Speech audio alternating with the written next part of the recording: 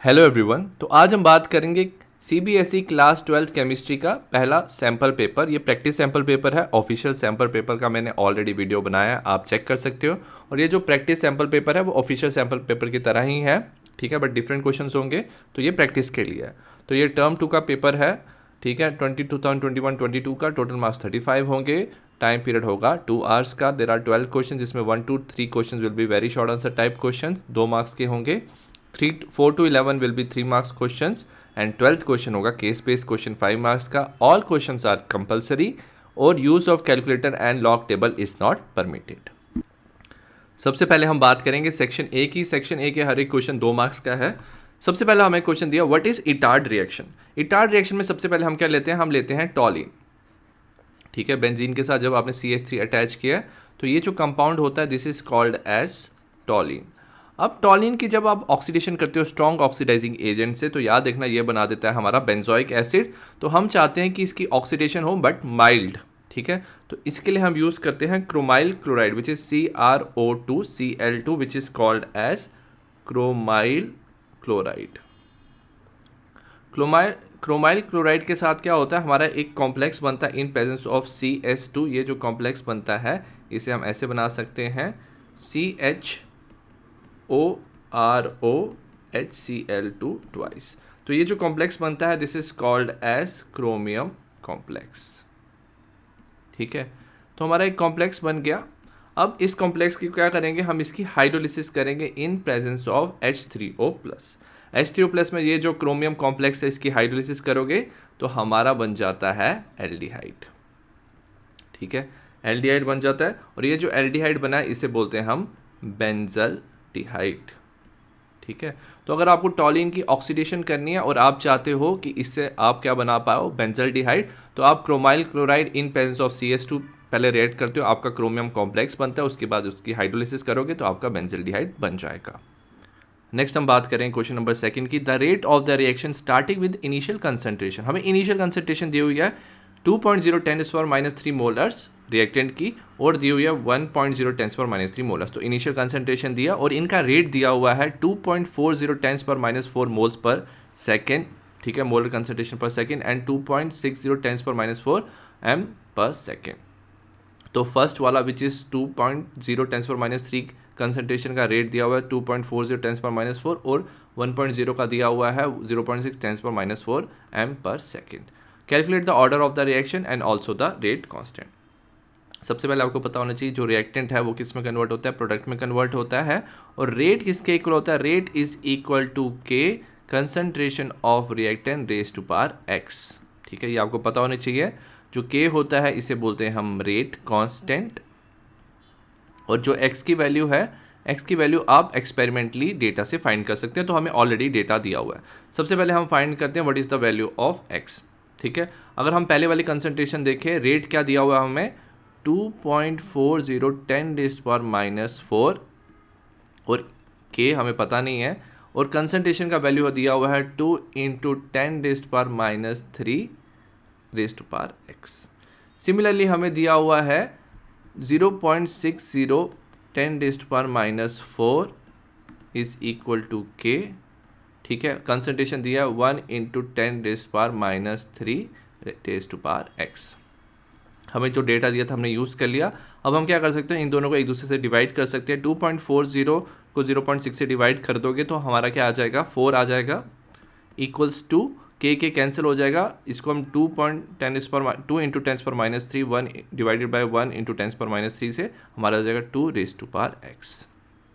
तो ये क्या हो जाएगा, हमारा जो x का वैल्यू हो जाएगा ये 4 will be equal to raise to power 2, so x value will be equal to 2, ठीक है।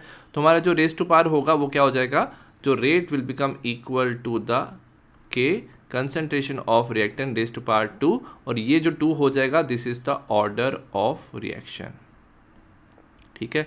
तो ये रिएक्शन हो जाएगी हमारा सेकेंड ऑर्डर रिएक्शन। उसके बाद हमें पूछा कैलकुलेट द रेट कांस्टेंट। आप कोई भी इक्वेशन यूज़ कर सकते हो। तो अगर मैं पहले वाली इक्वेशन यूज़ करूँगा ये हो जाएगा 2.40 10⁻⁴ is equal to K 2 × 10⁻³ raise to power 2।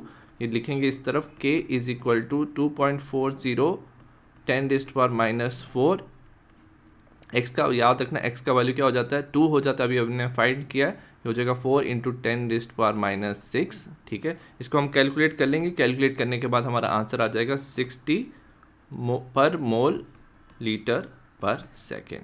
ठीक है, क्योंकि सेकेंड ऑर्डर है तो इसका यूनिट ठीक से लिखना, इट विल बी पर मोल लीटर पर सेकेंड। तो ये था हमारा क्वेश्चन नंबर 2। नेक्स्ट हम बात करें question number third. Question number third में दिया arrange the following compound in the increasing order of their reactivity in the nucleophilic addition reaction. तो अगर हमारे पास दिया हुआ है ethanol, propanol, propanone and butanone, इन सबको अगर हम अरेंज करेंगे इंक्रीजिड ऑर्डर ऑफ रिएक्टिविटी तो सबसे कम रिएक्टिव होगा हमारा ब्यूटेनॉन। इसका पहले मैं स्ट्रक्चर बना लेता हूँ, ये हमारा ब्यूटेनॉन है। ठीक है, दिस इज ब्यूटेनॉन। फिर उसके बाद उससे ज़्यादा जो रिएक्टिव होगा that will B propanone which is CH3 COCH3, this is propanone. उसके बाद होगा हमारा CH3 CH2 CHO। ठीक है, तो लिख लेता हूँ मैं, ये हो जाएगा हमारा प्रोपेनॉन। इसके बाद आ जाएगा हमारा प्रोपेनल, और जो सबसे ज़्यादा रिएक्टिव होगा वो हो जाएगा हमारा ethanol which is CH3 CHO which is ethanol. अब ऐसा क्यों होता है, तो याद रखना इसके दो फैक्टर्स होते हैं। सबसे पहला फैक्टर हम बात करेंगे स्टेरिक हिंड्रेंस का। ठीक है, स्टेरिक हिंड्रेंस की बात करेंगे तो क्या होता है, जो न्यूक्लियोफाइल होता है, ठीक है, न्यूक्लियोफाइल क्या करता है, सबसे पहले हर एक कार्बन पे क्या होता है, डेल्टा पॉजिटिव चार्ज होता है, ऑक्सीजन पे डेल्टा नेगेटिव होता है। कार्बन पे डेल्टा पॉजिटिव, ऑक्सीजन पे डेल्टा नेगेटिव चार्ज होता है, इस पे डेल्टा पॉजिटिव, ऑक्सीजन पे डेल्टा नेगेटिव। ठीक है, अभी जो न्यूक्लियोफाइल है इसने इस कार्बन पे अटैक करना है, डेल्टा पॉजिटिव कार्बन पे। तो जितने ज़्यादा एल्काइल ग्रुप प्रेजेंट होता है, एल्काइल ग्रुप याद रखना एक बल्की ग्रुप होता है, और ये क्या होता है, इलेक्ट्रॉन रिच ग्रुप होता है। तो ये न्यूक्लियोफाइल को क्या करते हैं, ये ग्रुप्स रिपेल कर देते हैं। तो जितना ज़्यादा स्टेरिक हिंड्रेंस होगी, ब्यूटेनॉन में क्या होता है, एक तरफ मिथाइल एक तरफ इथाइल है, उसकी वजह से सबसे ज़्यादा स्टेरिक हिंड्रेंस हो जाएगी ब्यूटेनॉन में। तो ये जो न्यूक्लियोफाइल है इसको इस कार्बन पे अटैक करना डिफिकल्ट होगा। उसके बाद प्रोपेनॉन में दो हमारे क्या ग्रुप अटैच हैं, दो एल्काइल ग्रुप है बट दो मिथाइल हैं। ठीक है, तो उसके बाद प्रोपेनॉन में अटैक करना थोड़ा ज़्यादा इजी होगा। अगर हम बात करें प्रोपेनॉल में सिर्फ वहाँ पे एक ही ग्रुप अटैच है which is ethyl group attach है CHO के साथ। ठीक है, तो इसमें थोड़ा और ज़्यादा ईजी हो जाएगा। और इथेनॉल में सिर्फ CH3 मतलब एक मिथाइल ग्रुप अटैच है। सबसे पहले अगर हम बात करें स्टेरिक हिंड्रेंस से तो ये हमारा ऑर्डर होगा। और दूसरा रीज़न क्या है, बिकॉज ऑफ पॉजिटिव चार्ज। जो कार्बन का अगर आप देखोगे चार्ज कैप डेल्टा पॉजिटिव, तो जितने ज़्यादा इसके साथ ग्रुप एल्काइल ग्रुप अटैच होंगे वो क्या करते हैं, इलेक्ट्रॉन डोनेट करते हैं टू द कार्बन। ये जो एल्काइल ग्रुप होते हैं, इलेक्ट्रॉन डोनेटिंग ग्रुप होते हैं, वो क्या करते हैं, इसकी जो पोलैरिटी है कार्बन की, ठीक है, इसका जो डेल्टा पॉजिटिव चार्ज है वो क्या कर देते हैं, डिक्रीज कर देते हैं। ठीक है, डेल्टा पॉजिटिव चार्ज डिक्रीज करने की वजह से जो न्यूक्लियोफाइल का अटैक है वो भी क्या हो जाएगा, डिक्रीज हो जाएगा। सबसे पहले में एक इथाइल है एक मिथाइल ग्रुप है तो ज़्यादा इलेक्ट्रॉन डोनेट करेंगे, दूसरे में हमारे दो मिथाइल है वो कम करेंगे, तीसरे में सिर्फ एक इथाइल है वो कम करेगा, और सबसे लास्ट में है हमारे पास एक मिथाइल, वो सबसे कम इलेक्ट्रॉन डोनेट करेगा। सो एज ए रिजल्ट क्या होता है, जो पोलैरिटी है डेल्टा पॉजिटिव चार्ज क्या हो जाता है, कम हो जाता है, जितनी ज़्यादा क्या है हमारे एल्काइल ग्रुप अटैच है। एज ए रिजल्ट क्या हो जाता है, रिएक्टिविटी ऑर्डर भी क्या हो जाता है, डिक्रीज। तो हमारा जो इथेनॉल है इसमें सबसे कम स्टेरिक हिंड्रेंस है, और सबसे लेस क्या होगा, इसमें जो पोलैरिटी है वो डिक्रीज होगी। ठीक है, so as a result ethanol will be the most reactive. Third का पार्ट बी दिया हुआ है, और सिमिलरली हमें इसमें बताना है increasing order of nucleophilic addition reaction. इसमें हमें 4 कंपाउंड दिए हुए हैं।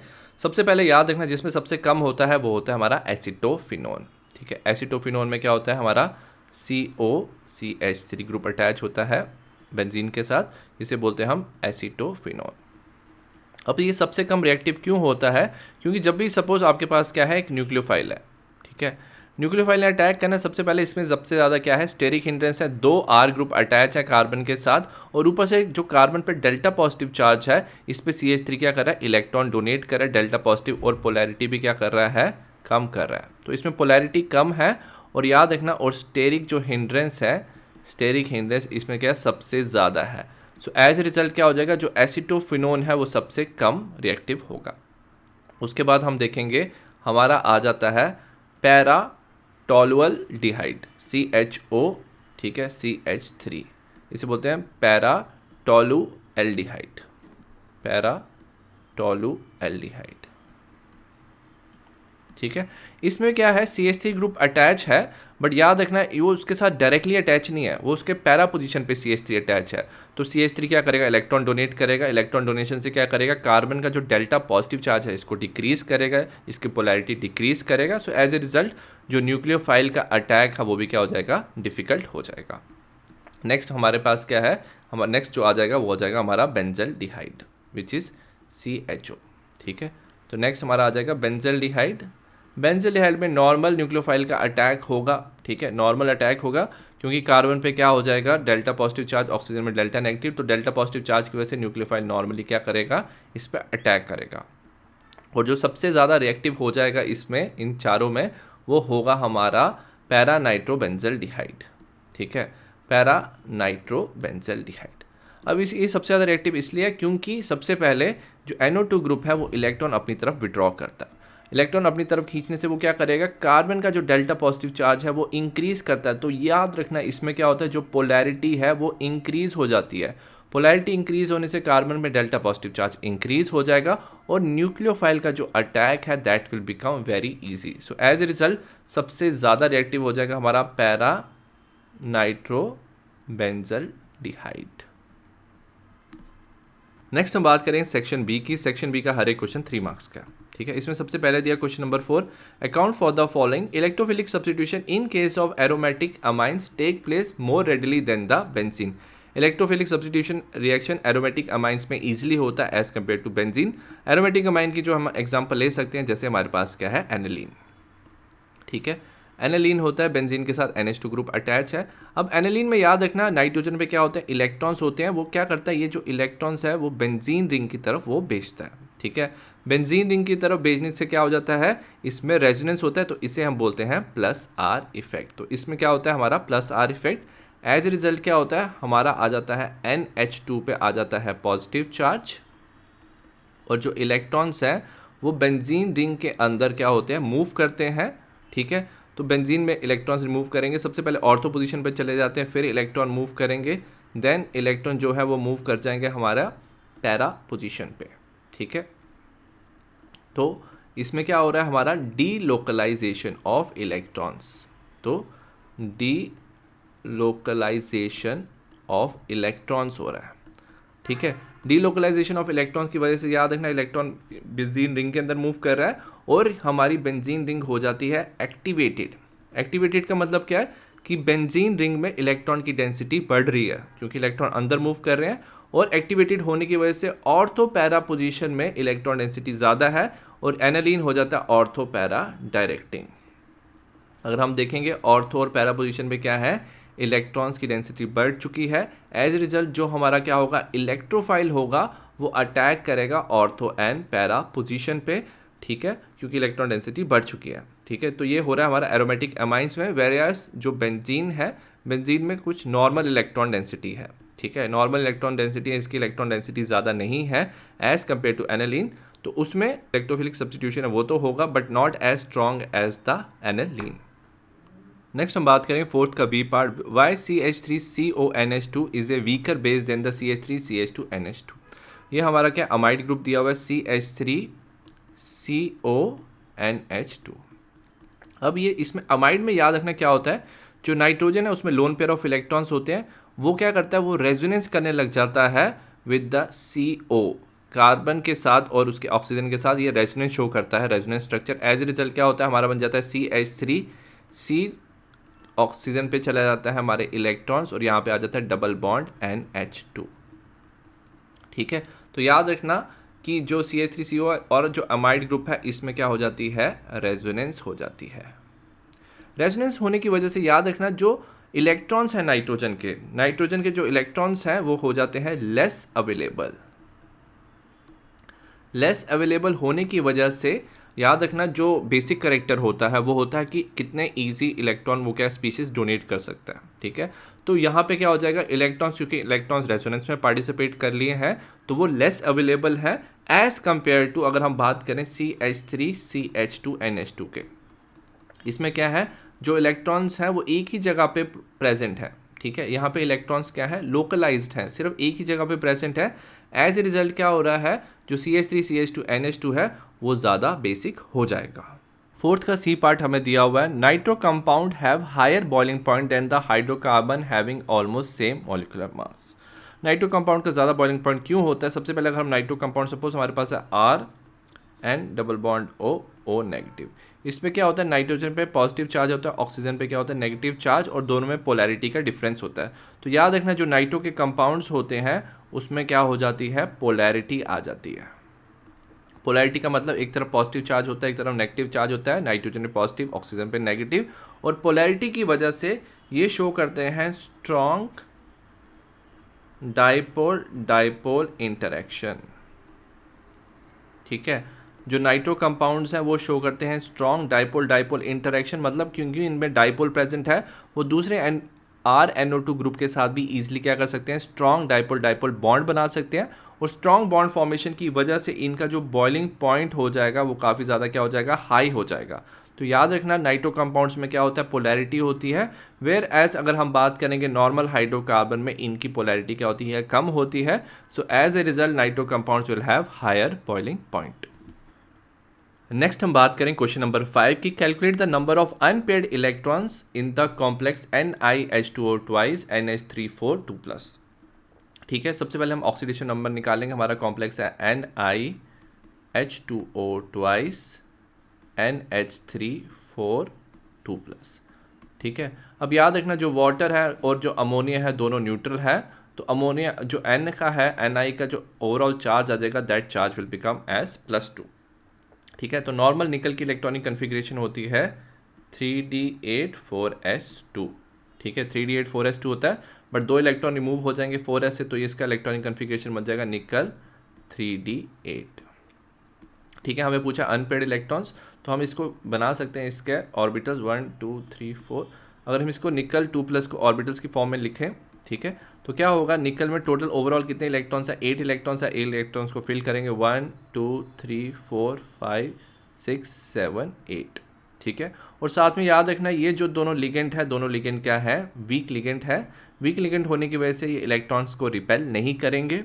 ठीक है, तो इलेक्ट्रॉन वहीं पे रहेंगे अपनी जगह पे, और अगर आप देखोगे यहाँ पे आपको क्या दिख रहे हैं, 2 अनपेयर्ड इलेक्ट्रॉन्स, 2 अनपेयर्ड इलेक्ट्रॉन्स आपको दिखेंगे। तो ये था क्वेश्चन नंबर 5 का ए पार्ट। क्वेश्चन नंबर 5 का सेकंड पार्ट दिया हुआ है, why is EDTA A hexadentate ligand. EDTA hexadentate ligand क्यों है? सबसे पहले EDTA होता है हमारा इथिलीन डायमाइन टेट्रा एसीटेट। इसका अगर हम स्ट्रक्चर बनाए, हमारा बनता है CH2 दोनों के साथ क्या होता है, नाइट्रोजन जुड़ा होता है। ठीक है, नाइट्रोजन पे होता है लोन पेयर ऑफ इलेक्ट्रॉन्स, और दोनों नाइट्रोजन दोनों तरफ से क्या होता है, एसीटेट ग्रुप के साथ अटैच होता है, CH2COO नेगेटिव। ये वाला नाइट्रोजन भी CH2COO negative, CH2COO negative.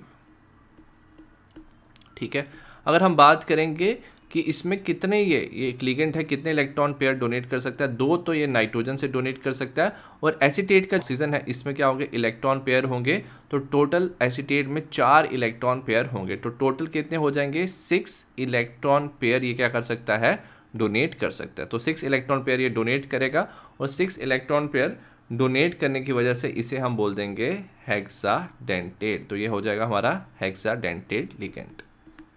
Next हमें दिया हुआ है, calculate the number of ions present in K4FeCN6। अगर हम इसका प्रॉपर स्ट्रक्चर बनाए, हमारा इसका प्रॉपर स्ट्रक्चर बनता है K4 bracket FeCN6। So actual में हमारा स्ट्रक्चर ये ऐसा कुछ बनेगा। ठीक है, ये ऐसा स्ट्रक्चर बनेगा। ठीक है, याद रखना ये कॉम्प्लेक्स होगा, कॉम्प्लेक्स में हमारा होगा FeCN6 और बाहर होगा हमारा K4। अगर हम इसे क्या करते हैं, डिसोसिएट करते हैं इस कॉम्प्लेक्स को, सपोज आपने एक्वस मीडियम में डाला और डिसोसिएट किया, तो इसमें क्या हो जाएगा, जो K4 है तो 4K+ क्या हो जाएंगे, सेपरेट हो जाएंगे, और ये जो कॉम्प्लेक्स है ये सेपरेट हो जाएगा। ठीक है, FeCN6 और इसका चार्ज 3 नेगेटिव।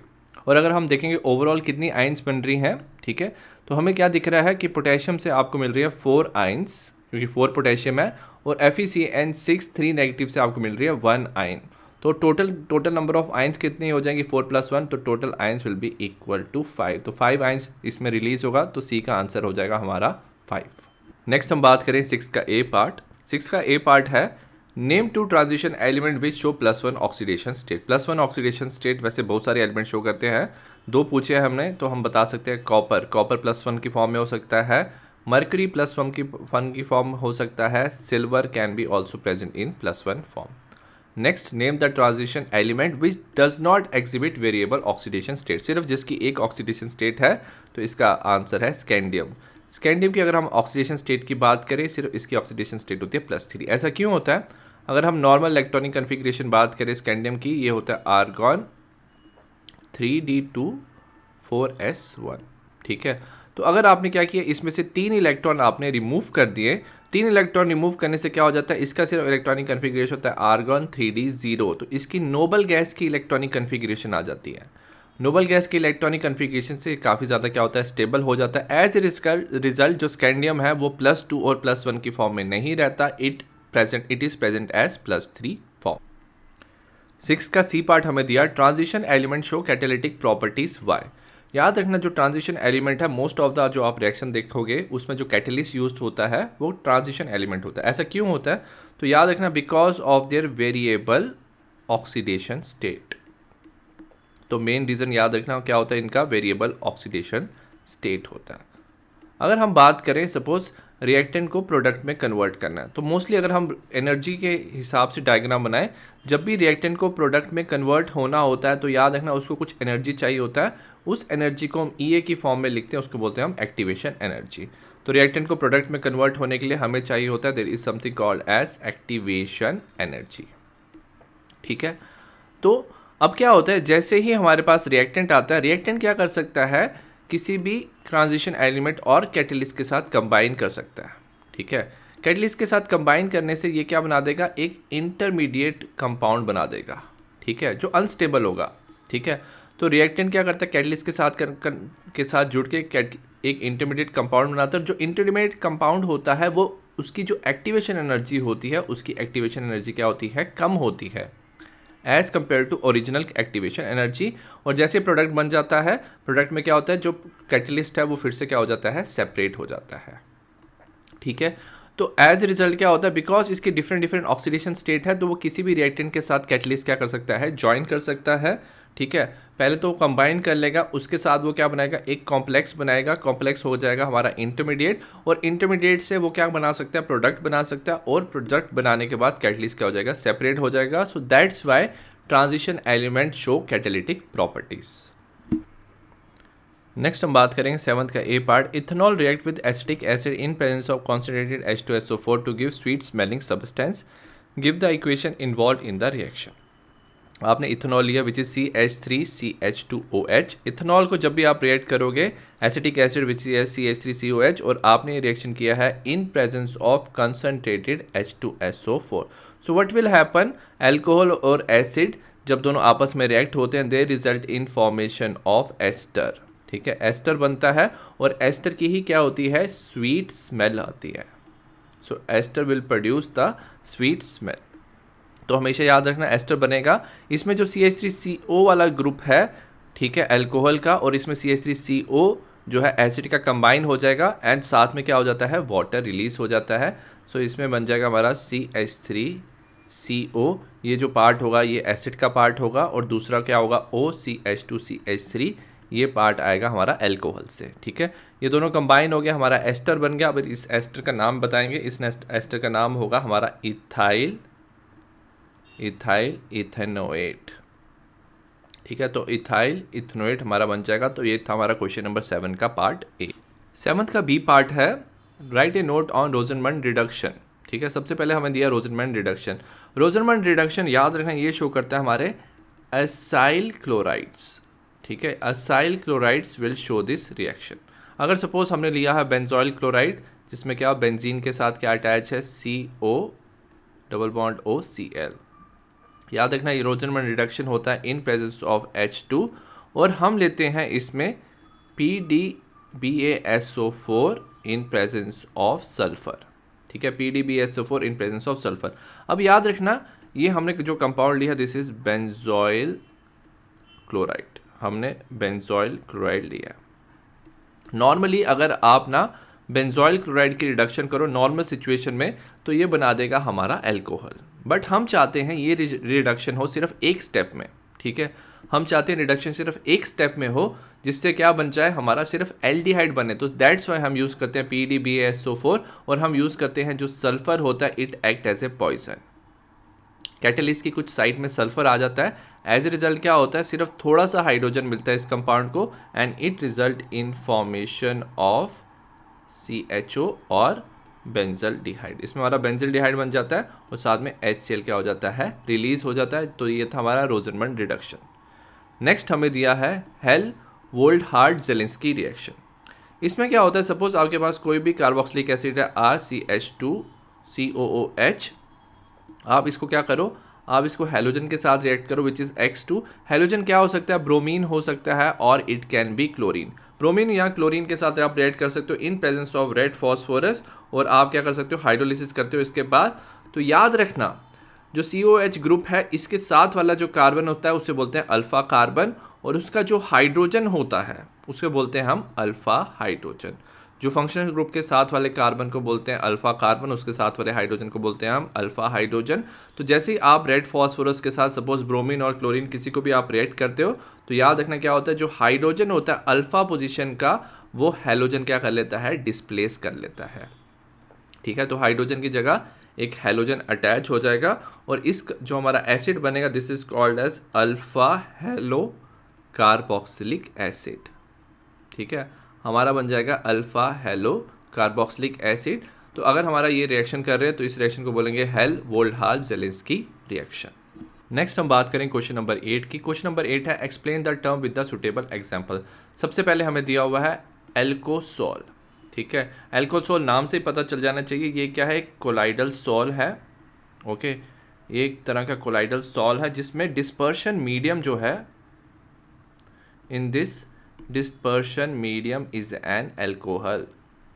इसमें एल्कोहल एक डिस्पर्शन मीडियम है, तो इसे बोलते हैं एल्कोसोल। Example cellulose nitrate, cellulose nitrate इन इथाइल एल्कोहल। तो ये इसकी एग्जाम्पल हो जाएगी।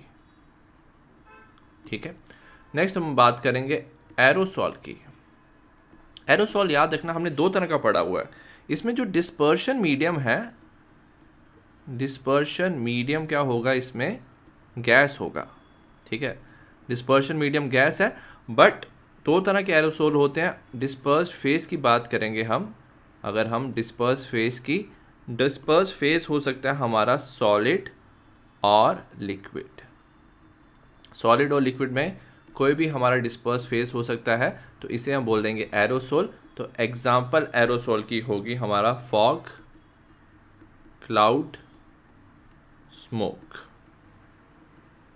ठीक है, लास्ट है हमारा हाइड्रोसोल। ठीक है, हाइड्रोसोल नाम से पता होना चाहिए, इसमें जो डिस्पर्शन मीडियम होगा। ठीक है, अगर हम बात करें डिस्पर्शन मीडियम की, डिस्पर्शन मीडियम होगा इसमें वाटर। एग्जाम्पल आ जाएगा हमारा मिल्क। नेक्स्ट हम बात करें क्वेश्चन नंबर 9 की। An organic compound with the molecular formula C9H10O। हमें ऑर्गेनिक कंपाउंड दिया जिसका फॉर्मूला है C9H10O। ठीक है, ये फॉर्म करता है 2,4-DNP। ये मतलब ये 2,4-DNP के साथ क्या कर सकता है, रिएक्ट कर सकता है। ठीक है, ये जो 2,4-DNP होता है इसे हम बोलते हैं 2,4-डाइनाइट्रोफिनाइल हाइड्राजीन। ठीक है, इसे बोलते हैं 2,4-डाइनाइट्रोफिनाइल हाइड्राजीन। और याद रखना, ये 2,4-डाइनाइट्रोफिनाइल हाइड्राजीन जब भी रिएक्ट करता है, तो वो जिस कंपाउंड के साथ रिएक्ट करता है उसमें क्या होना चाहिए, there is presence of C double bond O carbonyl group. तो मतलब ये कंपाउंड क्या होगा, या तो ये होगा एल्डिहाइड और इट कैन बी कीटोन। तो फर्स्ट स्टेटमेंट से हम पता चल गया, या तो ये एल्डिहाइड है या तो कीटोन है। सेकंड हमें दिया ये टॉलिन्स रिएजेंट के साथ भी रिएक्ट कर सकता है। ठीक है, अगर टॉलिन्स रिएजेंट के साथ कोई चीज़ रिएक्ट करती है अगर एल्डिहाइड कीटोन में, तो वो हो जाएगा हमारा एल्डिहाइड, क्योंकि एल्डिहाइड ईजिली क्या हो सकते हैं, ऑक्सीडाइज हो जाएंगे, और ये रिजल्ट इन फॉर्मेशन ऑफ के देंगे सिल्वर मिरर। नेक्स्ट दिया हुआ इट अंडरगो कैनिज़ारो रिएक्शन।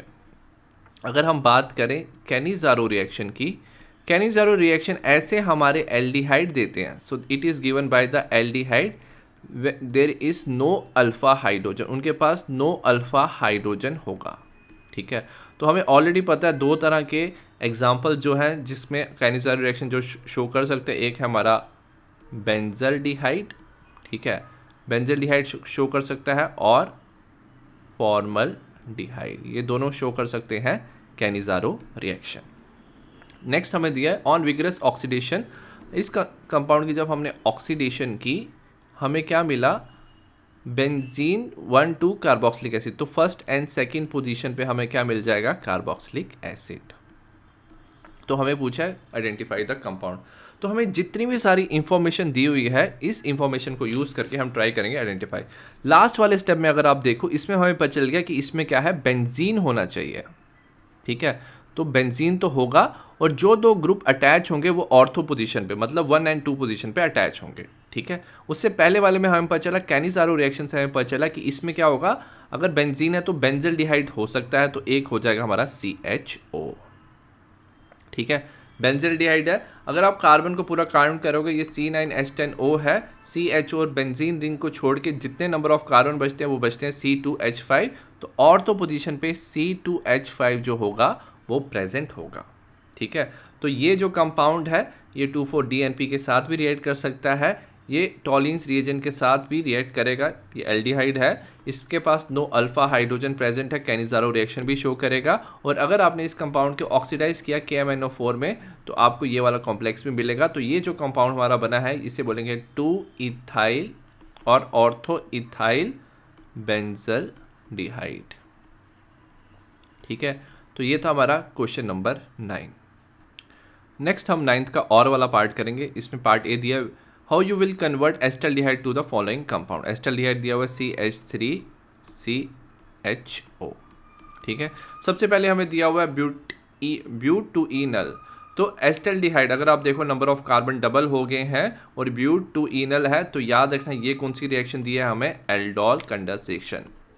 कभी भी आपको इन अल डबल बॉन्ड के साथ आपको अल दिया हुआ है या ओन दिया हुआ है तो ये एल्डोल कंडेंसेशन होगा, ठीक है। हम क्या कर सकते हैं, हम एक और एस्टल्डिहाइड लेंगे, इसको मैं ऐसे लिख दूंगा HCH2CH डबल बॉन्ड O, ठीक है। और इसको हम लेते हैं इन presence of alkali OH negative.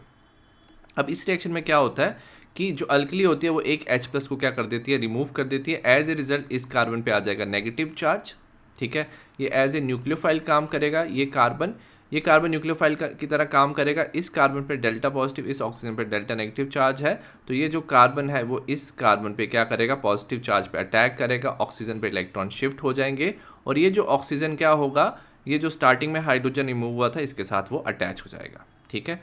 तो अगर हम इसके स्ट्रक्चर बनाएंगे हमारा बनेगा CH3, कार्बन इस पे इलेक्ट्रॉन शिफ्ट हो जाएंगे और हाइड्रोजन यहाँ पे अटैच हो जाएगा, हमारा बनेगा OH, CH2 C double bond OH। ये जो कंपाउंड बना इस कंपाउंड को हम बोल देते हैं एल्डोल, ठीक है।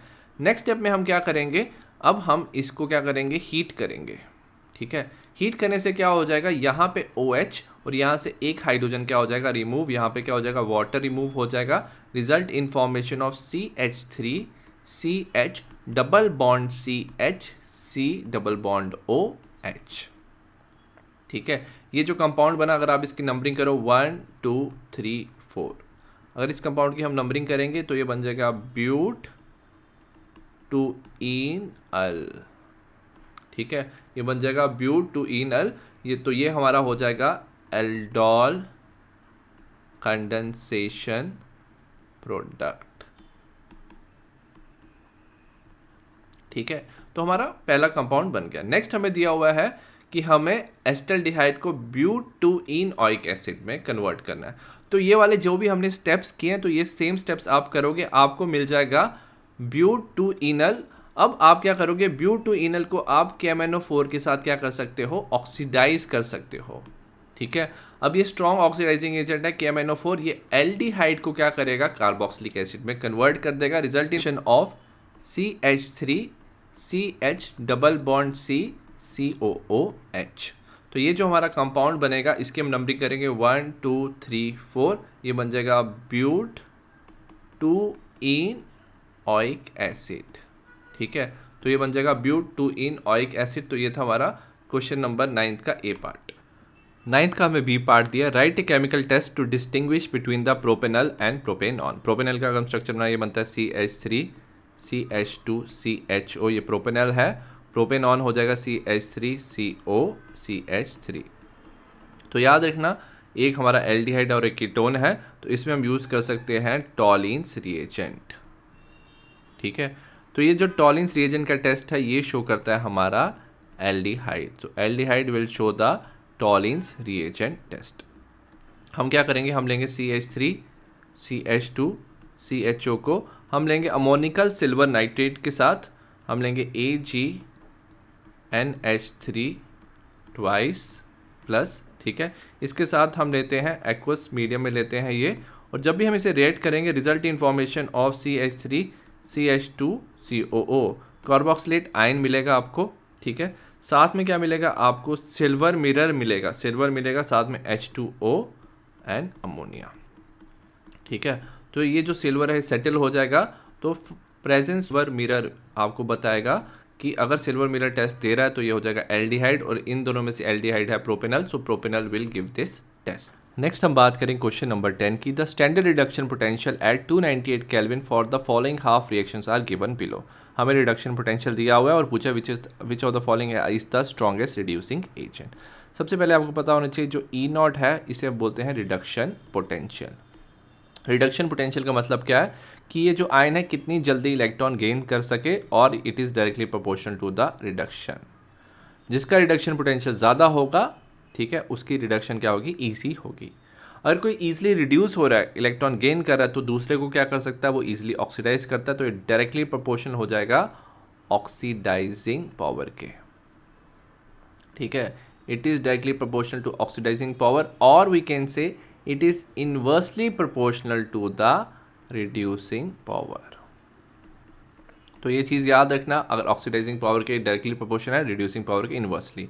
तो इसका मतलब क्या है कि जहाँ पे रिडक्शन पोटेंशियल की वैल्यू क्या होगी, कम होगी, वो सबसे ज़्यादा क्या होगा, स्ट्रॉन्ग रिड्यूसिंग एजेंट होगा। अगर हम सब में चेक करें तो जिंक वाले में देखेंगे तो इसमें सबसे कम वैल्यू है विच इज़ -0.762। ठीक है, तो इसमें जिंक क्या हो जाएगा, सबसे स्ट्रॉन्गेस्ट क्या हो जाएगा, रिड्यूसिंग एजेंट होगा। Next, arrange the following in increasing order of oxidising ability. अभी अभी हमने बात किया कि जो रिडक्शन पोटेंशियल है वो डायरेक्टली प्रोपोर्शनल होता है किसके, ऑक्सीडाइजिंग पावर। ठीक है, जिसकी पावर, जिसका ई नॉट का वैल्यू ज़्यादा होगा वो जल्दी क्या करेगा, उसका वो that will be the strongest oxidising agent. तो हम इन सबको क्या कर सकते हैं, अरेंज करेंगे इंक्रीजिंग ऑर्डर में। ठीक है, तो सबसे पहले आ जाएगा हमारा एल्यूमिनियम 3+, देन क्रोमियम 3+, देन निकल 2+, एंड देन Pb2+। इसके लिए मोस्टली आपको जो वैल्यूज़ होगी ई नॉट की मोस्टली पेपर में आपको दी होंगी। ठीक है, पेपर में आपको ऑलरेडी गिवन होगा, यहाँ इस क्वेश्चन में नहीं दिया हुआ है। तो आपने देखना है जिसका रिडक्शन पोटेंशियल ज़्यादा है, तो अगर आपके पास वैल्यूज़ होगी तो आप देखोगे Pb2+ का रिडक्शन पोटेंशियल क्या है, सबसे ज़्यादा है, तो वो क्या होगा, स्ट्रॉन्गर ऑक्सीडाइजिंग एजेंट होगा। नेक्स्ट हम बात करें क्वेश्चन नंबर 11 की। क्वेश्चन नंबर 11 है, chromium 2+ is a strong reducing agent whereas Mn2+ is not. Reducing agent मतलब खुद क्या हो जाएगा, ऑक्सीडाइज हो गया, क्रोमियम 2+ मैग्नीज नहीं होगा। सबसे पहले अगर हम बात करें क्रोमियम के ऑक्सीडेशन नंबर और इसका इलेक्ट्रॉनिक कन्फिग्रेशन, ये होता है हमारा आर्गॉन 3d5 4s1। अगर 2 इलेक्ट्रॉन रिमूव कर दिए तो ये बन जाएगा क्रोमियम 2+ बन जाएगा हमारा आर्गॉन 3d4। वेयर एज जो मैंगनीज होता है ये है हमारा आर्गॉन 3d5 4s2। अगर मैग्नीज में से 2 इलेक्ट्रॉन रिमूव कर दिया आपने तो ये बना देगा हमारा आर्गॉन 3d5। सबसे पहले अगर हमें दिया हुआ है कि क्रोमियम स्ट्रॉन्ग रिड्यूसिंग एजेंट है, मैग्नीज नहीं है। मैग्नीज इसलिए रिड्यूसिंग एजेंट काम नहीं करता, मतलब ये खुद ऑक्सीडाइज इसलिए नहीं होता क्योंकि जो मैग्नीज 2+ है वो ऑलरेडी क्या है, स्टेबल है। ठीक है, स्टेबल क्यों है, क्योंकि इसका क्या है, हाफ फिल्ड ऑर्बिटल है। हाफ फिल्ड ऑर्बिटल होने की वजह से मैग्नीज स्टेबल है, तो ये क्या होता है, ये इट विल नॉट ऑक्सीडाइज और it won't act as a strong reducing agent. But chromium 2+ क्या कर सकता है, एक इलेक्ट्रॉन लूज कर सकता है, it can form chromium 3+। Chromium 3+ बनाने से बन जाएगा 3d3।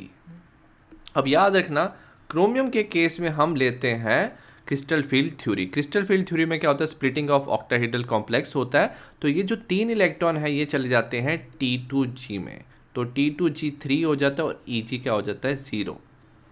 हमने पढ़ा था क्रिस्टल फील्ड स्प्लिटिंग में क्या होता है, जो हमारे d ऑर्बिटल है 2 पार्ट में डिवाइड हो जाते हैं, T2G में Eg में। T2G में हमारे 3 ऑर्बिटल होते हैं, Eg में 1।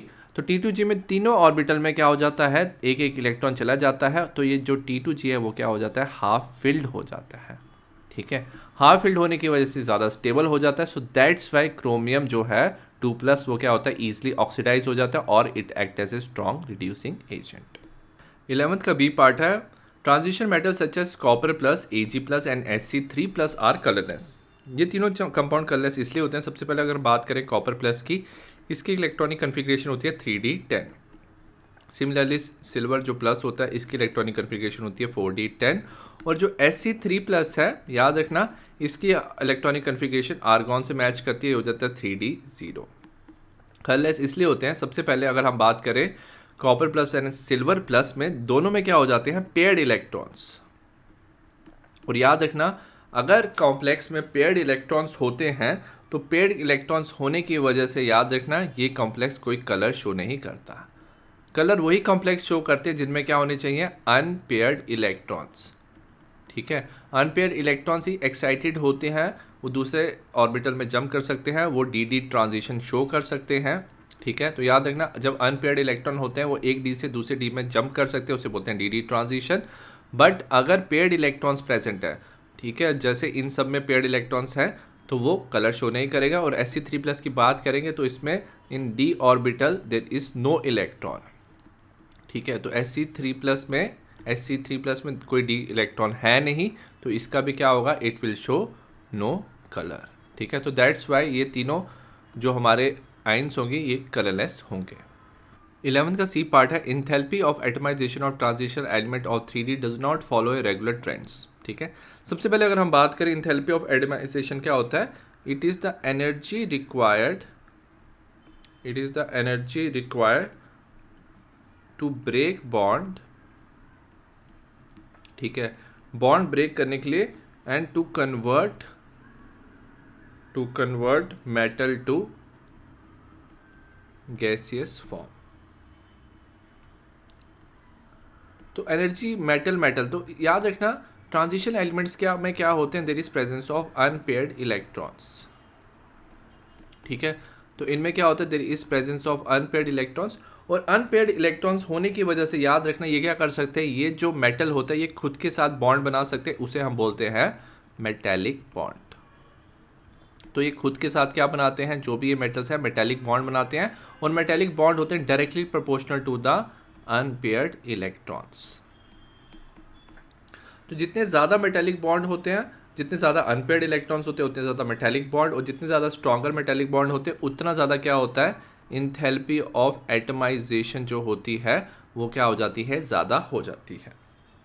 अब इनमें क्या होता है, जब भी हम ये ट्रेंड फॉलो करते हैं, जैसे आप लेफ्ट टू राइट मूव करते हो 3D सीरीज में, तो सबसे पहले क्या होता है, जो अनपेयर्ड इलेक्ट्रॉन्स हैं वो क्या होते हैं, इंक्रीज होते हैं। ठीक है, अनपेयर्ड इलेक्ट्रॉन्स सबसे पहले क्या होते हैं, इंक्रीज होते हैं। एज ए रिजल्ट क्या होता है, एंथैल्पी ऑफ एटमाइजेशन इंक्रीज होती है। तो क्रोमियम तब क्या होती है, एंथैल्पी ऑफ एटमाइजेशन काफ़ी ज़्यादा हाई हो जाती है।